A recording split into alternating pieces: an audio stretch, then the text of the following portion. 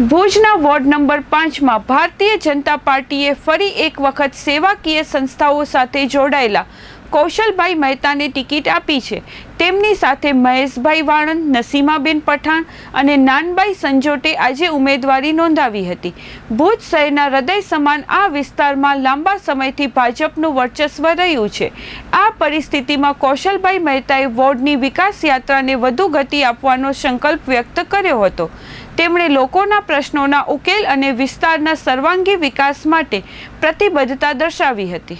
સૌપ્રથમ ભારતના માનનીય વડાપ્રધાન શ્રી નરેન્દ્રભાઈ મોદી, ગૃહપ્રધાન અમિત શાહજી અને રાષ્ટ્રીયના નેતા શ્રી અમારા નવીન સાહેબ સાથે કચ્છના ગુજરાતના અમારા પ્રમુખ શ્રી જગદીશભાઈ પંચાલ સાહેબ અને ભારતીય જનતા પાર્ટીની ગુજરાતની સરકાર ભૂપેન્દ્રભાઈ પટેલ અને સંઘવી સાહેબનું તથા કચ્છની ટીમ, જિલ્લા પંચાયત અમારા જિલ્લાના પ્રમુખશ્રી, અમારા સાંસદશ્રી, ધારાસભ્યશ્રી અને ભુજ શહેરની અમારી ભાજપની ટીમ દ્વારા અમારા ઉપર વિશ્વાસ રાખીને બીજી ટર્મ માટે મને ટિકિટ આપેલી છે અમારા 5 નંબરના વોર્ડ માટે। તે બદલ હું એમનો ખૂબ ખૂબ ધન્યવાદ અને આભારની લાગણી વ્યક્ત કરું છું।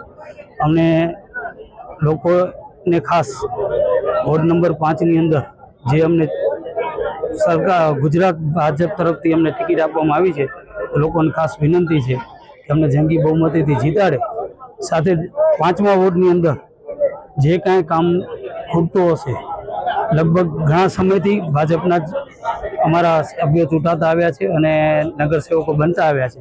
ઘણા બધા વિકાસના કામો થયા છે અને ઘણા બધા થોડા ઘણા બાકી હોય તો એ પૂરી કરવાની અમે પૂરેપૂરી કોશિશ કરશું।